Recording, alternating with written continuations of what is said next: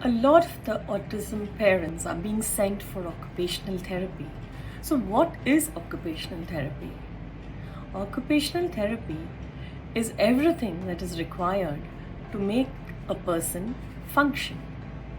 By definition, it also includes social development, communication development, motor development, sensory processing, daily living skills, and everything which makes a person function.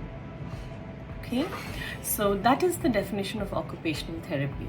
But having said that, in most of the context, we see that occupational therapy involves a lot of activities which are modeled having more to do with the physical ability of the child. That is what we see in most of the places, getting them ready to function in school, getting them ready to function at home, etc. What is occupational therapy for autism? Our children have deficit in social communication and have a lot of repetitive behaviors. So how does an occupational therapy address it? Well, to address autism, you cannot address it like any other disability. You have to address it with the difficulty the child is having. So it is not just about promoting communication and promoting social development. It is understanding also of what the child is going through because of his autism. The ability to understand autism and why a child is doing something that he's doing is very essential to do occupational therapy for an autistic child. Here we have modeled just how a mother and child can play at home even without anything in their hands. It is still occupational therapy because we are addressing communication between the two. We are addressing some bit of physical ability in the child to move himself. We are addressing sensory issues. So there is a lot of social issues also getting addressed because of how he is learning to read his mother better and better. So this is also an example of how an occupational therapy can be done for an autistic child.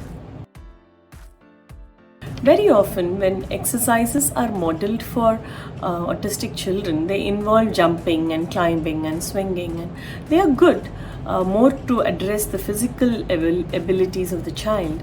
Why do they do that? Because in autism, from birth, the child has a little difficulty in understanding exactly how this world functions, and so there is a little anxiety which comes into the body since birth probably, and that anxiety moves into the muscular system and makes the child very often very stiff. And to make him function better in terms of physical ability, occupational therapists do these exercises for you. You too can do them at home. Parents can easily do that, learn from their occupational therapist. Occupational therapists are more like your coach. You learn from them and you start doing them at home. In autism, it is very essential that the occupational therapy person is mindful of how the child is feeling when you do the occupational therapy exercises. In other disabilities, they may know how they are feeling, they may be able to tell you how they are feeling, but in autism, very often the child is not able to tell you how they feel, and it is up to the occupational therapy provider to observe the child and figure out how he is feeling and get his consent before he engages. As you saw in the exercise, she begins by asking for consent. They use all extremities of the body to introduce him to the entire body, like what he is capable of doing with his body and how he can have joy and social engagement even in these situations. Very often in occupational therapy, if it is done right, you will see that they will be working on limits.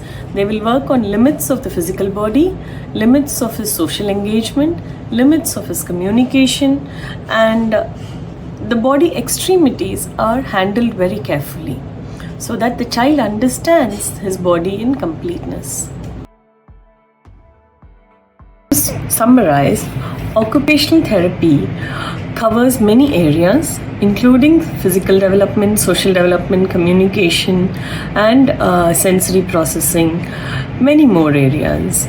So how would they do that? They would first probably begin with the physical body, like every child would develop, and then move towards play skills or learning strategies, self-care and sensory integration, and many more.